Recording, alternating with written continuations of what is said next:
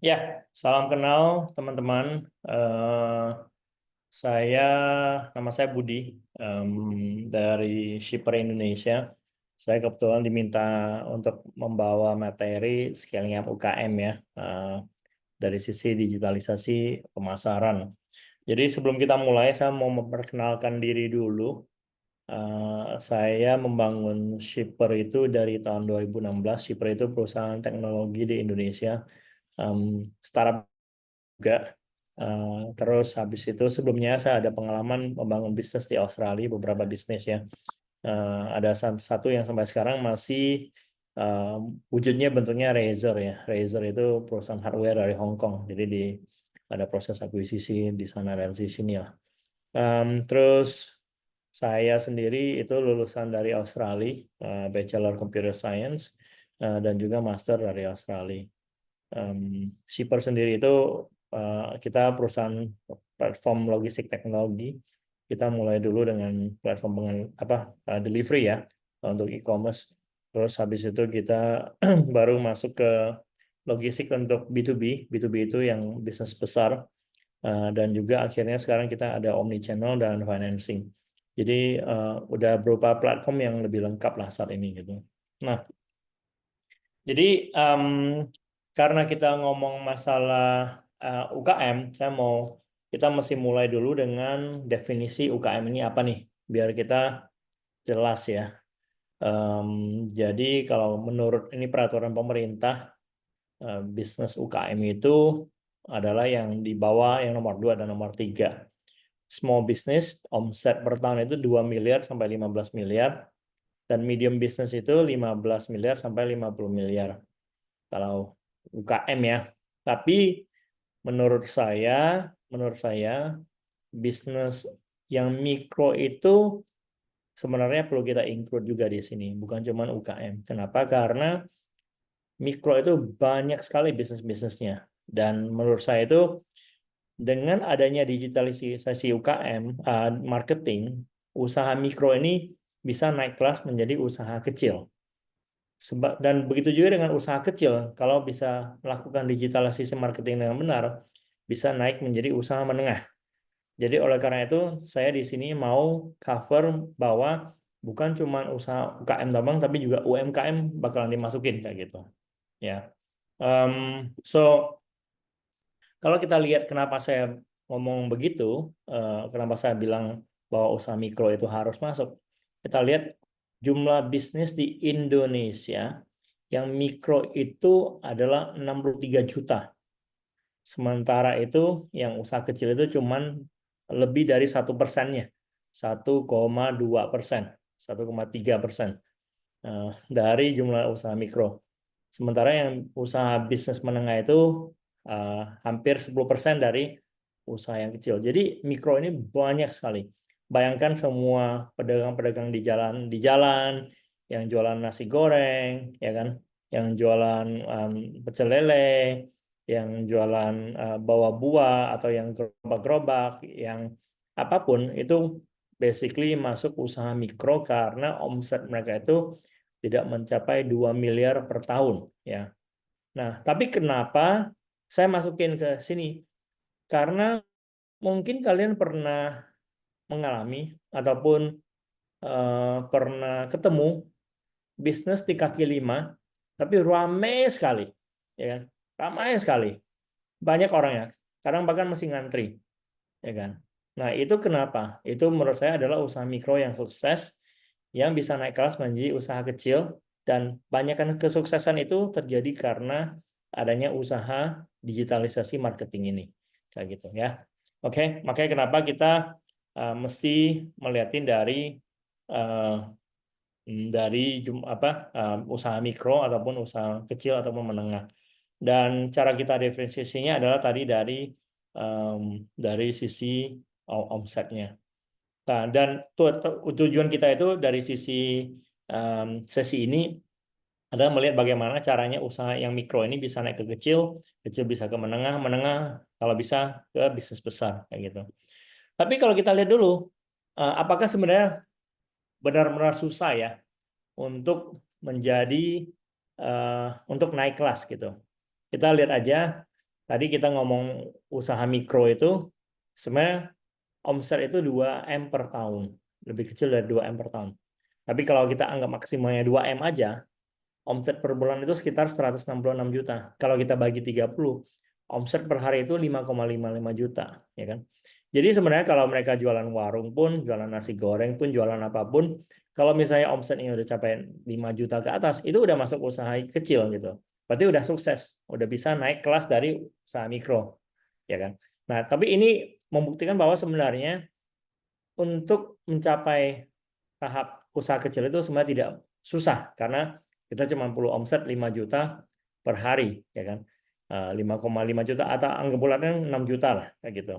Jadi kalau kita jual nasi campur atau jual nasi padang pun, kalau misalnya nasi padang kalau kita jualnya sekitar 20.000, kita perlu jual 300 piring per hari, udah bisa capai usaha mikro itu kayak gitu. Ya, jadi sebenarnya nggak begitu susah kalau misalnya kita mempunyai strategi yang tepat untuk mencapai ke sana. Oke, saya mau tanya pertanyaan nih, ya kan? Sebelum saya lanjut lagi, kira-kira tahu nggak jumlah pengguna handphone di Indonesia? Jumlah pengguna handphone di Indonesia sekitar 90 juta lebih. Tahu nggak berapa jumlah koneksi handphone di Indonesia? Sekitar 180 juta. Artinya apa? Artinya satu orang itu mempunyai 2 handphone di Indonesia secara umum, ya kan? Nah, kira-kira apa yang membedakan, apa yang mempunyai persamaan ya dari semua bisnis kecil sampai bisnis yang besar? Apa yang menyamakan mereka? Yang membuat mereka sama itu adalah semua bisnis membutuhkan suatu pemasaran, membutuhkan suatu marketing agar bisnis itu bisa didatangi pelanggan, agar orang-orang bisa mengenal tentang marketing, tentang bisnis Anda, dan juga agar orang-orang bisa bertransaksi di bisnis kita. Jadi tidak peduli bisnis kecil ataupun bisnis besar, perlu marketing. Mungkin kamu pernah lihat iklannya Nike, Adidas, ya kan? Iklan Tokopedia, itu kan udah termasuk bisnis besar. Nah, tapi iklan itu adalah suatu bentuk dari marketing juga. Nah, tapi mungkin juga kamu pernah lihat iklan apa yang ditaruh di tiang listrik, sedot WC kayak gitu kan. Nah, itu juga merupakan bentuk marketing. Jadi semua bisnis kecil, mikro sampai paling besar pun memerlukan suatu marketing. Nah, apa relasi pertanyaan 1 sampai 3 ini? Jadi kalau kita hubungkan adanya pengguna handphone, adanya handphone yang banyak, adanya effort marketing, bagaimana kalau kita menggabungkan semua ini menjadi suatu effort yang kita namakan digital marketing, ya kan? Jadi digital marketing itulah pemasaran dilakukan dengan teknologi digital. Digital itu boleh kita anggap sebagai sesuatu yang ya kita bisa cari lewat internet, ya kan? Digital teknologi. Nah, tapi sebelum kita mulai, saya mau membawa kita semua melihat bagaimana internet itu ada sebelum waktu sekarang dan bagaimana beruntungnya kita berada di zaman internet yang sudah modern ini. Oke? Ini kita ngomong pioneer, pencetus digital marketing. Part 1, tahu nggak apa itu WWW? Ada yang bisa kasih jawaban WWW itu apa? Mungkin di chat. Ada yang tahu? World Wide Web, benar, World Wide Web, ya kan? Jadi itu merupakan bentuk dari internet, ya kan? Nah, sewaktu internet itu ditemukan di tahun 89, mungkin banyak dari kalian masih belum lahir. Saya waktu itu umur 10 tahun, ya kan? Website pertama dibentuk di tahun 91. Dan juga Virtual Library, itu directory World Wide Web, juga ditemukan di tahun 91. Tapi itu bukan proper, ya kan? Cuman bentuknya virtual library doang. Hanya waktu Yahoo muncul di tahun 94, Yahoo baru melakukan business directory yang lebih proper. Nah, kenapa saya ngomong business directory? Karena listing di internet dulu paling basic adalah bentuk digital marketing yang paling mendasar. Ya. Di tahun 99, waktu Alibaba di launching sama Jack Ma, Jack Ma belajar tentang internet ini dari Amerika. Dia ke Amerika, dia melihat bahwa Yahoo jalan, ada bisnis directory segala macam, dan dia pulang ke Cina, dia bilang, saya mau membangun Alibaba. Saya mau membangun suatu bisnis directory untuk bisnis di Cina, agar orang-orang tahu bahwa potensi Cina itu besar sekali, karena Cina bisa membangun pabrik-pabrik yang ada, kayak gitu. Ya, mempunyai pabrik-pabrik yang bisa membangun bareng-bareng. Nah, itu asal muasalnya Alibaba. Jadi kita harus tahu bahwa bisnis directory penting sekali karena ujung-ujungnya Yahoo sama Alibaba itu menjadi giant internet pada masanya. Bahkan Alibaba sampai sekarang masih menjadi giant internet. Artinya bisnisnya besar. Cara mereka monetize gimana? Ya kita bayar untuk listing, ya kan. Nah, itu part 1. Ini contohnya yang tadi www Virtual Library. Sampai sekarang masih bisa diakses. Ya. Terus nomor 2. Untuk membuat website pada saat itu nggak mudah. Saya mendapatkan email pertama saya itu hotmail.com tahun 98, ya kan. Dan saya pakai Hotmail itu untuk mendaftarkan bikin website. Website saya waktu itu di hostingnya di geocities.com. Ini bukan website saya, tapi saya dulu di geocities.com. Jadi waktu itu karena internet masih belum tersedia di tempat umum, di tempat pribadi, saya kalau bikin website itu saya bakalan download dulu kodenya, saya pulang ke rumah, ke kos-kosan, saya ganti pakai komputer, terus balik lagi ke warnet untuk upload. Bentuknya kayak gini. Jadi bisa masukin foto-foto, gambar-gambar orang. Dan itu merupakan digital marketing, boleh dibilang kayak membuat suatu website adalah digital marketing yang mendasar juga. Ya. Jadi dulu website itu di hosting di GeoCities tahun 94, dan dulu kita pakai nama kota sama nama state-nya, ataupun ini terus ada nomornya. Saya udah lupa nomor saya berapa. Saya udah nggak ketemu lagi.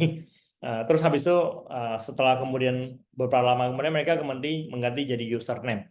Ya, ini yang website. Terus yang ketiga, waktu Google di launching tahun 98, mungkin banyak dari kalian masih belum lahir tahun 98. Google sebenarnya yang paling mudah dari giant internet. Ada Facebook, ada Instagram ya, tapi tahun 98 ini Google lahir, dan Google tujuan utamanya adalah membuat suatu search engine yang clear dan basic.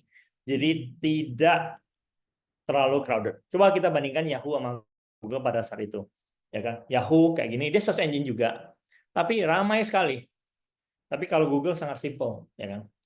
Nah, karena kesederhanaannya Google ini membuat Google itu banyak dipakai sama orang. Karena cepat, tidak banyak iklan, tidak banyak macam-macam.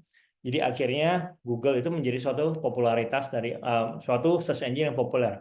Saya masih ingat saya dikenal sama Google ini sama teman saya. Waktu itu saya kerja di Sarawak Software di Malaysia. Saya bikin software GPS, terus teman saya bilang, "Hey Budi, coba look at this. This is Google, new search engine." Wah, jadi bangga pada saat itu tahun 98 ya. Jadi merupakan suatu suatu sejarah lah melihat Google itu waktu itu lahir. Nah, dengan adanya Google ini, Google dengan mudah mengalahkan Yahoo. Bahkan sampai sekarang Google sangat lebih simpel dibandingkan Yahoo. Kalau ini Yahoo sebelah kanan, sebelah kiri, sebelah kanan itu Google. Nah, karena itu semua orang mau berada di halaman pertamanya Google, ya kan? Jadi makanya search engine optimization menjadi sangat populer. Jadi kita semuanya berlomba untuk menjadi nomor 1 di Google. Sampai sekarang SEO masih sangat penting untuk strategi digital marketing dari suatu bisnis. Jadi kalau misalnya kita search, mungkin kalian search saya mau penyedia penyedia klakson portable kayak gitu kan. Nah, itu kalau misalnya kita listing, biasanya yang paling kita lihat paling halaman pertama doang. Jadi kenapa SEO ini penting, karena kita harus berlomba-lomba mencapai di halaman pertama, dan kita masih pintar-pintar untuk mengaturnya. Jadi itu bagian dari strategi nantinya. Jadi itu contoh pencetus digital marketing. Yang pertama tadi adalah directory, yang kedua adalah website, yang ketiga adalah SEO. Ya. Nah, sekarang kita balik lagi ke zaman sekarang. Waktu sudah berbeda, semuanya sudah sangat nyaman, convenient, dan banyak sekali resources untuk kita semua belajar ya di internet. Tapi bagaimana harusnya kita melakukan digital marketing untuk bisnis baru, untuk bisnis UKM? Paling penting adalah kita harus adanya basic digital presence. Digital presence ini apa aja? Kita harus mendaftarkan diri di Google Business Profile. Kenapa Google? Karena Google adalah masih search engine nomor 1 di dunia. Di Indonesia juga banyak orang pakai Google untuk search sesuatu. Mungkin sekarang anak zaman muda udah mulai switching ke Instagram ya. That's why kenapa kita butuh akun Instagram juga. Dan juga diikuti nama akun Facebook karena ada generasi yang masih pakai Facebook. Nah, kita ini tidak compulsory, tapi kita bisa mempunyai WhatsApp Business Account. Karena di WhatsApp Business Account itu kita bisa taruh profil, kita bisa taruh katalog kita. Terus ini saya taruh 2 bintang. Penting mempunyai suatu website, tapi website ini tidak harus berbentuk seperti website ataupun yang atas nama business.com atau .id. Kita bisa menebeng di website orang lain. Seperti tadi yang GeoCities tadi, kita bisa menebeng. Sekarang banyak sekali website-website yang menyediakan jasa untuk hosting website. Ini saya kasih 2 bintang juga karena nanti saya akan highlight tentang bisnis website ini. Oke. Nah, ini bisnis website. Penting karena website ini menjadi suatu lokasi di mana customer calon pelanggan bisa belajar tentang bisnis kita dan bisa belajar tentang produk-produk kita. Sekarang banyak sekali cara untuk membuat suatu website. Kita tidak harus mempunyai suatu website yang stand alone saat ini, kecuali kalau memang sudah besar. Tapi kalau baru mulai seperti UMKM, kita bisa pakai jasa yang gratis, Shopify, Google Sites itu gratis, Linktree juga ada yang gratis, ya kan? Kita cuma taruh Linktree itu nanti bisa taruh link ke Tokopedia misalnya, ataupun taruh ke Shopee, ya kan? Ataupun taruh ke Google Sites. Hal-hal kayak begitu bisa kita lakukan sendiri tanpa mengeluarkan uang yang banyak. Terus kalau kita membuat digital presence, apa yang kita harus lakukan? Nah, kita harus membangun digital marketing ini. Ada beberapa yang bisa kita bangun. Pertama adalah content marketing, ya kan? Content marketing, pemasaran berdasarkan konten. Kita sudah bikin sosial media, mungkin kalian sudah hafal. Saya yakin 90% dari kalian yang hadir di sini pasti ada di Instagram atau TikTok dan sering lihat konten video-video short. Ya kan? Ada yang tidak nggak? Ada yang aku nggak pernah nggak? Mungkin bisa raise hand atau chat. Nggak tertarik sama Instagram konten ataupun TikTok. Saya yakin anak muda zaman sekarang pasti ada. Kalau orang tua aja sudah kecantol, apalagi anak muda. Ya kan? Nah, bagaimana kita membuat suatu konten untuk bisnis kita, dan kalau kontennya itu menarik, orang-orang bisa sharing, berbagi di circle mereka, dan menjadi suatu konten yang diketahui orang-orang. Jadi kita penting sekali untuk bikin konten untuk bisnis kita, dan kita taruh di sosial media kita. Konten bisa berbentuk image, gambar, ataupun video, atau kombinasi, jadi menjadi suatu campaign, kampanye dari suatu marketing. Ya. Nah, terus yang kedua, email marketing. Kalau sosial media, Instagram gitu misalnya, kan biasanya ada link di profil, ya kan? Mungkin kalian tahu, kalau link di profil itu misalnya ke Linktree, Linktree bisa masuk ke website, ataupun ada link ke website sendiri, bisa masuk ke website kita, website apapun, dan kita bisa mengambil email mereka. Tapi biasanya jangan, kalau dulu sebelum zaman modern ini, kita masukin email untuk newsletter. Jadi subscribe to our newsletter. Jadi kalau kita update baru, kita kirim pakai email. Tapi sekarang kayaknya orang-orang udah malas, udah nggak suka sama newsletter. Jadi yang kita lakukan sekarang adalah orang-orang menyediakan materi gratis, tapi untuk mendapatkan materi itu boleh masukin alamat email. Mungkin kalian pernah mengalami itu, rahasia mendapatkan uang 1 juta dalam waktu 1 hari, kayak gitu. Untuk dapatin rahasia ini, masukin email Anda. Kayak hal-hal begitu kita bisa melakukan, dan kita bisa ambil email address, terus habis itu kita bisa kirim. Karena email address masih valid. Kenapa? Karena mereka mau konten itu, ya kan? Jadi dari sana kita bisa mengirimkan materi-materi dari bisnis kita juga. Tapi email marketing boleh dibilang popularitasnya ataupun efektivitasnya itu mungkin tidak begitu populer dibandingkan konten marketing. Ya. Terus yang ketiga, kita harus membuka sales channel. Sekarang sangat mudah untuk menjual online. Kita bisa menjual Tokopedia, Shopee, Lazada. Kita bisa masukin produk-produk kita untuk dijual. Kalau misalnya kita jual makanan, kita bisa jual di Grab apa Gojek. Bisa daftarkan restoran kita ataupun tempat kita untuk menjual makanan. Bahkan kalau sekarang kita jualan barang, kita tinggal taruh di WA, di grup aja, ataupun taruh di Facebook Marketplace, orang-orang bisa datang untuk membeli. Jadi sangat mudah sekali untuk kita menjual online sekarang. Dan kita dari Tokopedia, Shopee, Lazada ini, kita bisa bikin profil yang nanti kita bisa masukin ke website kita. Oke? Terus kalau misalnya memang bagus, dan ada modal, dan mengerti, dan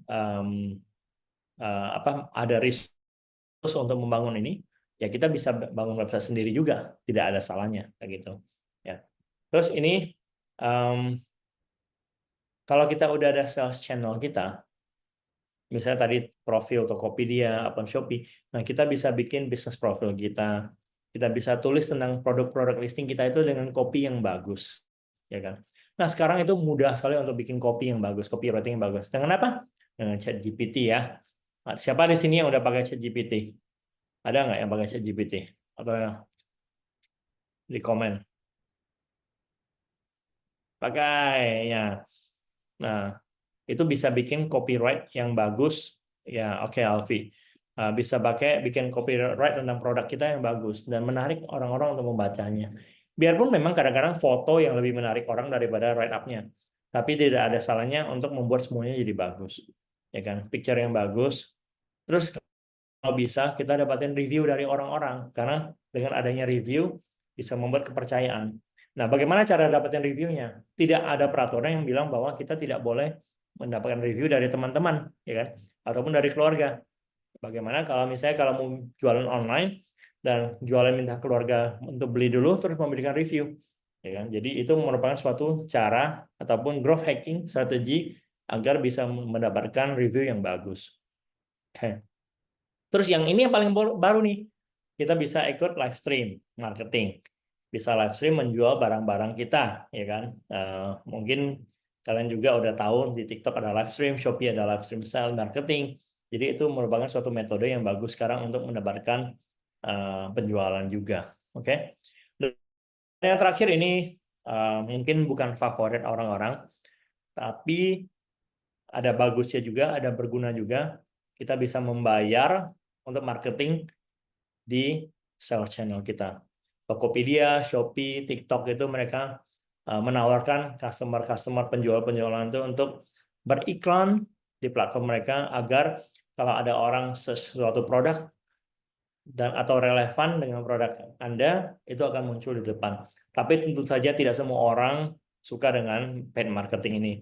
Makanya saya taruh marking itu tidak harus melakukan ini. Terus yang kelima, tadi saya udah sempat ngomong panjang lebar tentang search engine optimization. Jadi kalau kita bisa optimize website kita itu, kalau kita ada website dan kita bisa optimize website kita itu dengan keywords yang tepat, website kita itu bisa muncul di search engine yang utama. Biasanya keyword itu penting karena kita harus melawan dengan orang-orang yang lain yang mempunyai produk yang serupa. Dan kita juga harus tahu algoritma dari suatu search engine itu bagaimana caranya agar kita bisa muncul di atas, Jadi kalau kita pelajarin triksnya itu bisa dari konten, bisa dari codingnya, bisa dari link dari eksternalnya. Jadi sampai sekarang itu masih banyak sekali company yang menyediakan jasa search engine optimization ini. Ya, tapi menurut saya ini adalah suatu hal yang patut kita perhatikan kalau kita sudah besar, lebih besar, dan kita mau mengalahkan kompetitor kita. Oke? Dan banyak kesalahan orang-orang, mereka optimize search engine, tapi untuk nama bisnis, bukan produknya. Jadi kalau contohnya nama saya Bengkel Budi, ya kan?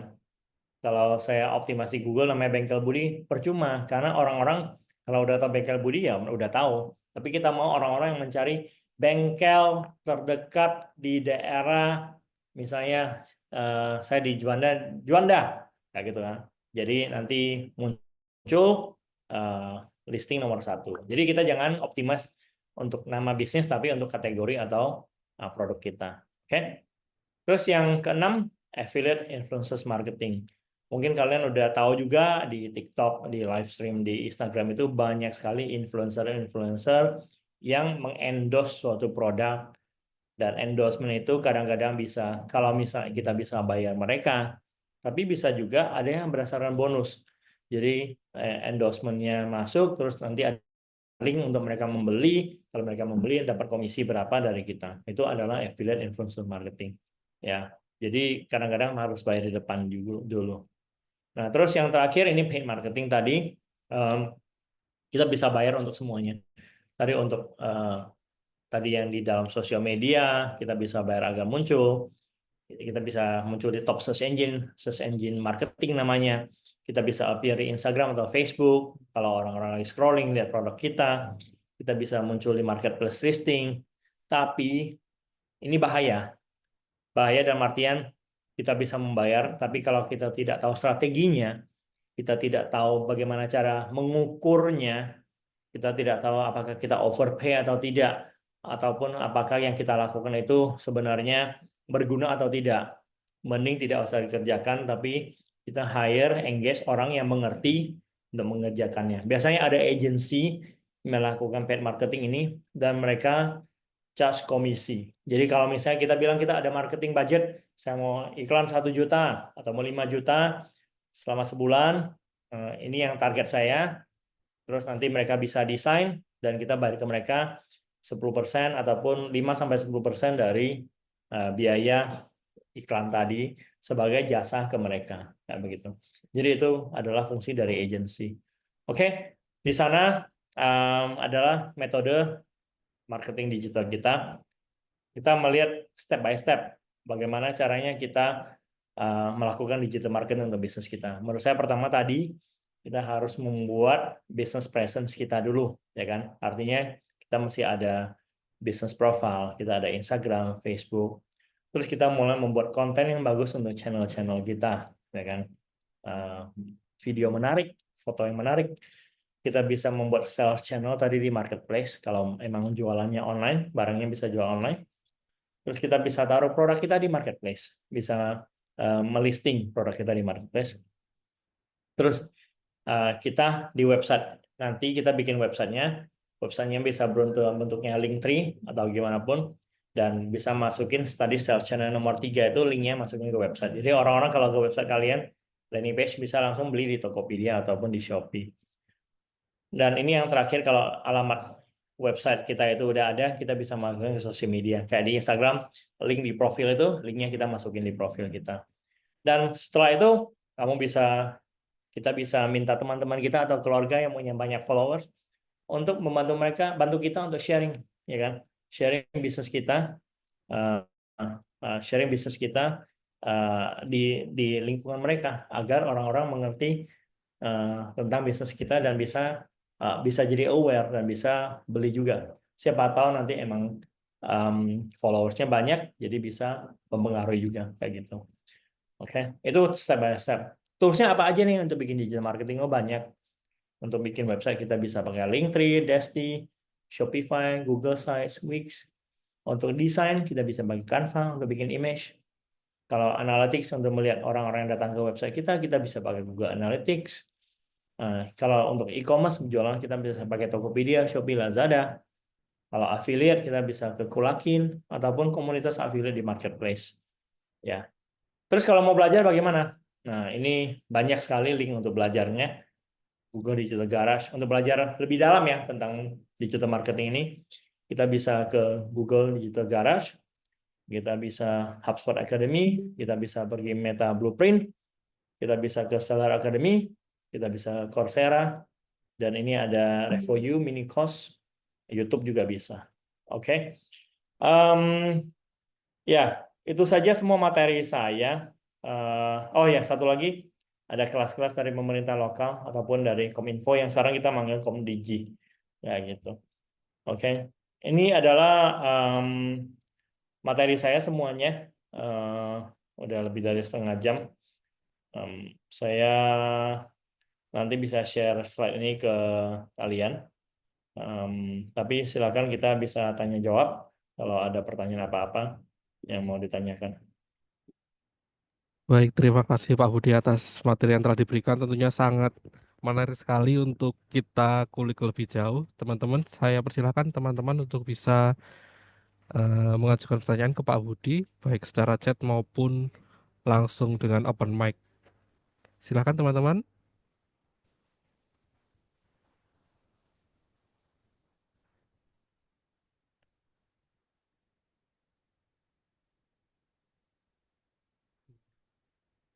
Mungkin masih mengetik di kolom chat ya teman-teman. Sih saya boleh isi. Oke, silahkan. Oke, sebelum perkenalkan, saya Jokwin. Mungkin saya izin bertanya soal opini atau respon terkait salah satu strategi marketing yang mungkin ini cukup riskan dan populer juga terutama mungkin untuk bisnis-bisnis yang mereka punya sebuah tempat fisik seperti itu. Bagaimana dengan apa ya? Kalau misalnya kita melakukan sebuah strategi marketing seperti itu untuk mendatangkan traffic, itu apakah bisa dengan semacam strategi apa ya? Sebutannya bisa jadi kayak fake marketing gitu. Jadi kayak misal eh, ada sebuah produk ini memang dia peminatnya belum banyak sebenarnya, tapi kita buat bisa seolah-olah peminatnya untuk produk ini banyak. Jadi orang-orang akan FOMO, akan tertarik untuk membeli sebuah produk ini. Biasanya kalau misalkan case-nya di resto-resto itu adalah kalau misalkan ada sebuah menu atau sebuah produk yang dijual di resto itu, tapi memang dia masih di tahap ingin ditingkatkan salesnya, tapi dia masih belum mempunyai awareness yang cukup tinggi di pasar. Namun kita bisa membuat semacam konten di sosial media media sosial terkait seperti seolah-olah produk ini tuh ramai dicari oleh orang. Sebenarnya itu sendiri produknya itu belum tentu dicari, cuma karena ada konten itu seolah-olah produknya ramai dan bisa secara langsung bisa memberikan domino efek juga untuk penjualan produknya gitu. Apakah untuk strategi marketing yang seperti itu kira-kira direkomendasikan? Um, Menurut saya itu tergantung kepada itu kan strategi ya. Jadi menurut saya tidak ada salahnya. Kan itu semua harus dibayar juga, bermodal juga untuk melakukan marketing itu.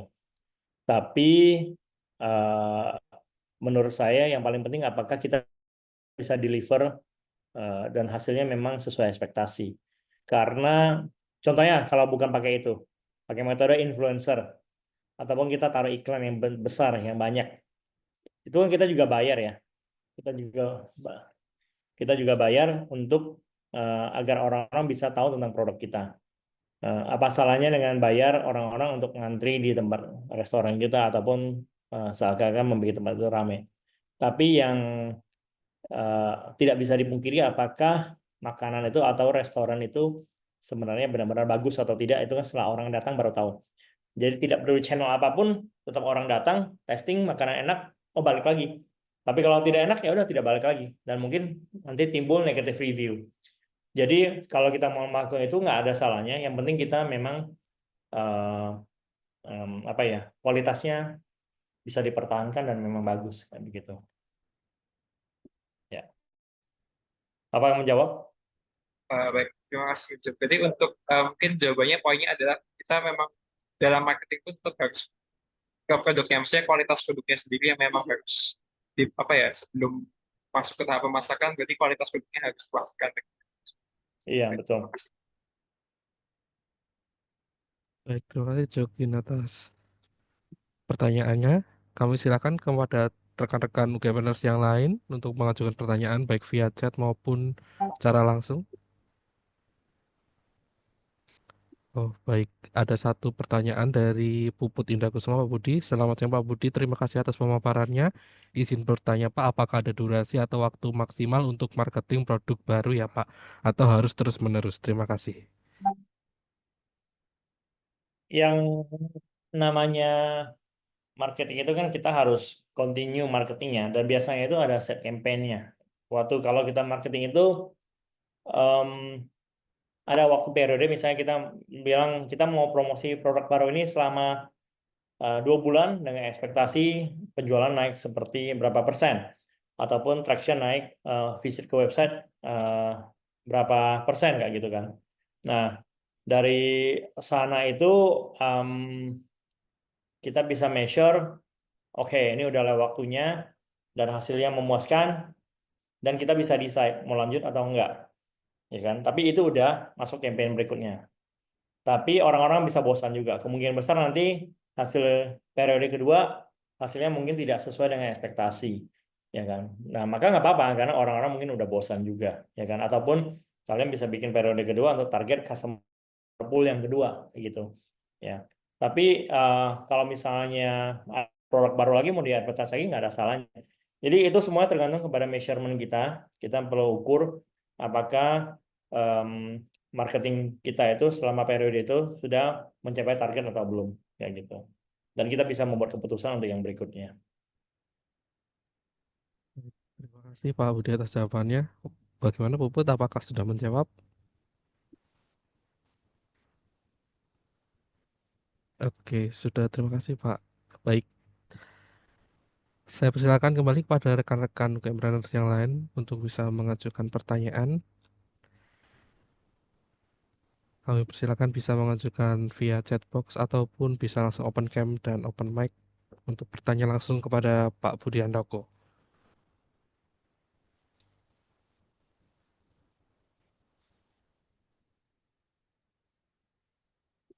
Bisa di-share nggak kalian ada project apa, bisnis apa yang lagi dikerjakan?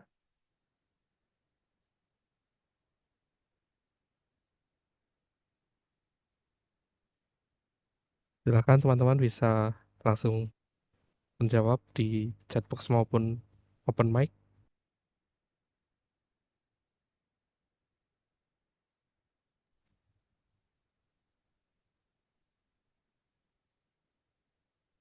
Oke, kalau enggak, saya bisa kasih PR ya. Ya, silakan Pak.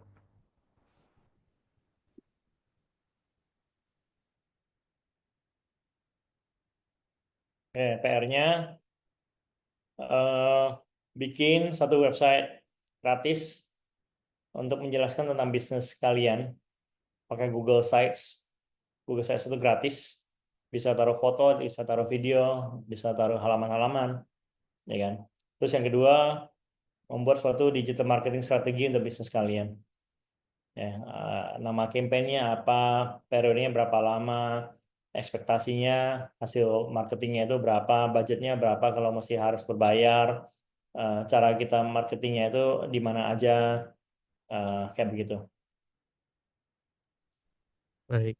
It- eh, Saudara, teman-teman, tugas dari Pak Budi Handoko, apakah ada yang ingin ditanyakan dari tugas yang telah diberikan tersebut?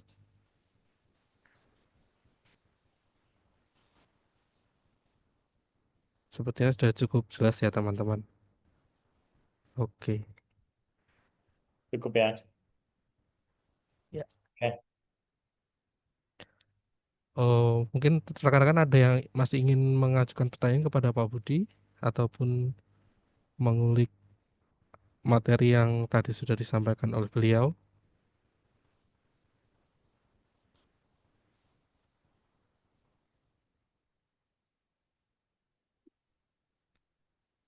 Sepertinya sudah tidak ada pertanyaan lebih lanjut Pak Budi.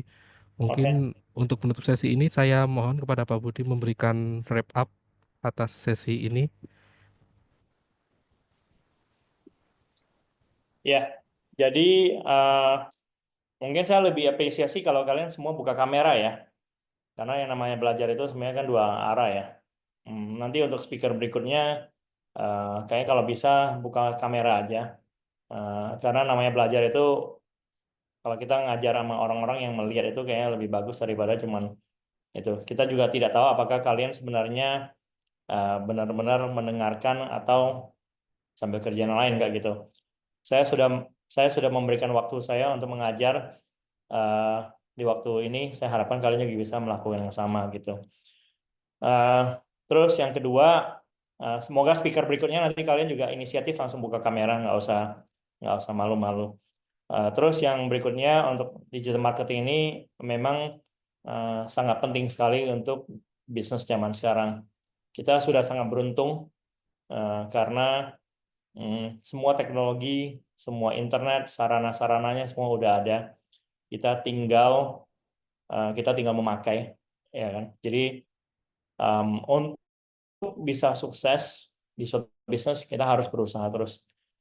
Mungkin ada yang bilang, oh tapi kan susah. Mungkin kayak saya tidak tahu, saya tidak bisa. Semua orang juga tidak bisa pada awalnya. Semua orang juga belajar, ya kan. Saya juga belajar tentang marketing, saya belajar tentang finance, tentang accounting. Untuk jalan suatu bisnis itu kita harus tahu, kalau bisa tahu semuanya. Biar nanti kalau kita ada hire orang-orang itu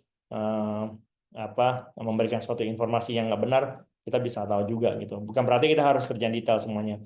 Nah, sama juga dengan marketing, kita harus kalau bisa mengerti, belajar.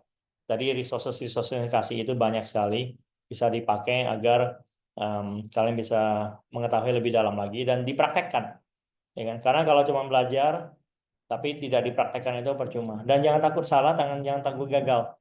Karena ujung-ujungnya itu kalau gagal ya kita bisa belajar kenapa gagal, ya kan.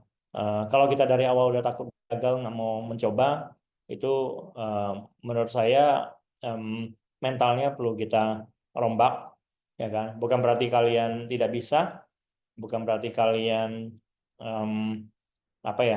tidak mau mencoba, tapi saya yakin itu karena kalian masih belum mencoba, masih belum berusaha. Jadi kalau bisa coba dipraktekkan apapun yang kalian pelajari, mulai dengan bikin website sendiri, tadi PR-nya, mulai dengan Instagram profile yang bagus, coba bikin konten. Saya juga belajar bikin konten sekarang, ya kan? Karena saya lihat konten-konten orang kok bagus-bagus, kok kita jadi penikmat konten, kenapa kita tidak menjadi orang yang bikin konten gitu kan? Nah, hal-hal itu yang harus kita pahami dan kita pelajarin dan kita usahakan. Itu aja sih Pak Yusita.